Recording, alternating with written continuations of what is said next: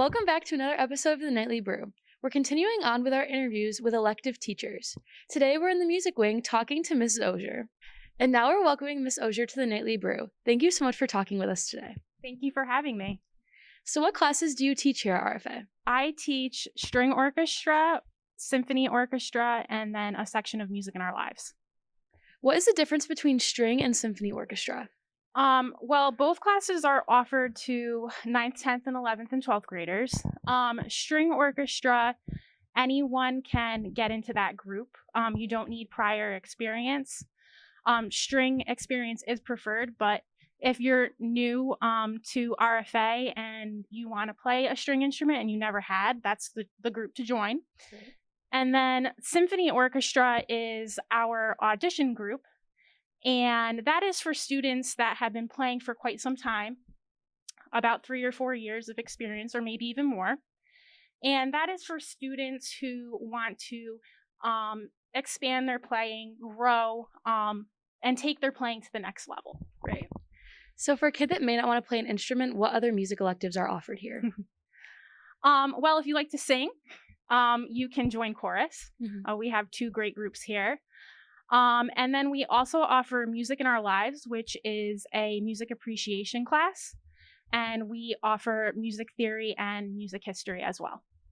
What has been your favorite piece that you have performed with either string or symphony orchestra? That's a pretty tough question.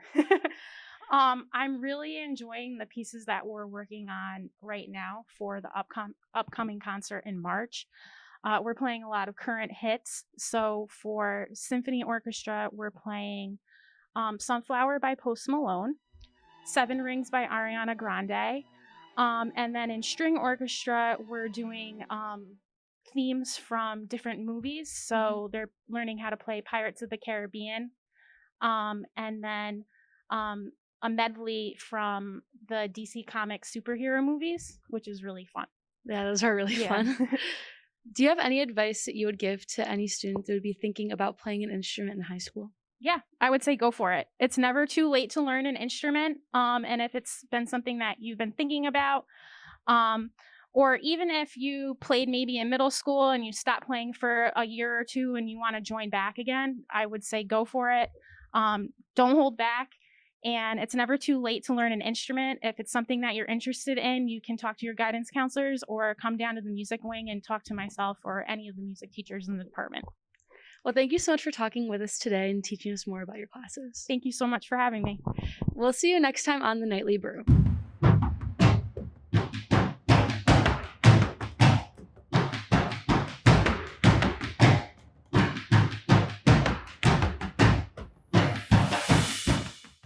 Welcome back to another 60 Seconds with the Alanas Debate Edition. Today they will be debating one of the most heated debates on social media right now. Are there more wheels or doors in the world? Alanas, what do you think? Obviously, there's only one right answer, and that's doors. But the real right answer is wheels. Well, it seems like we have our sides. They will each have 30 seconds to debate their side, and then we will go out and ask kids around school what they think. Alana, you will go first. Ready? Go. So basically, wheels come in sets of 2 or 4 most of the time when dealing with vehicles. So no, there's no one-wheel vehicles like cars. You never see a one-wheel car. So therefore, the ratio of doors to wheels is either 2 or 4 or an equal of 4 or 4. So when you're dealing with schools and other office buildings that have at least 5 wheels per room, considering the office chairs or even desks or anything else that has wheels around the room. AT-wheelers are a great example of a higher wheel-to-door ratio, as well as trains, which have a maximum amount of wheels. No!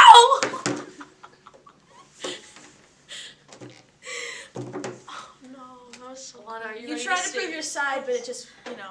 Are you ready to state your case? I believe I'm more than prepared for this. Team doors. Alright, are you ready? I am. Go. Obviously, team doors is the right answer. If we look around this room, for example, an average classroom, you'd say, huh? Yeah? Yeah, well, this room has 32 doors. By definition of the old Google, a door is a hinged, sliding, or revolving barrier. So, this room has 32 when I only see 8 wheels. I also proved my case by saying, look at all the lockers in here. We have hotels, there's tons of doors in there, cruise ships, garage doors, windows, cabinets, all your appliances in your kitchen.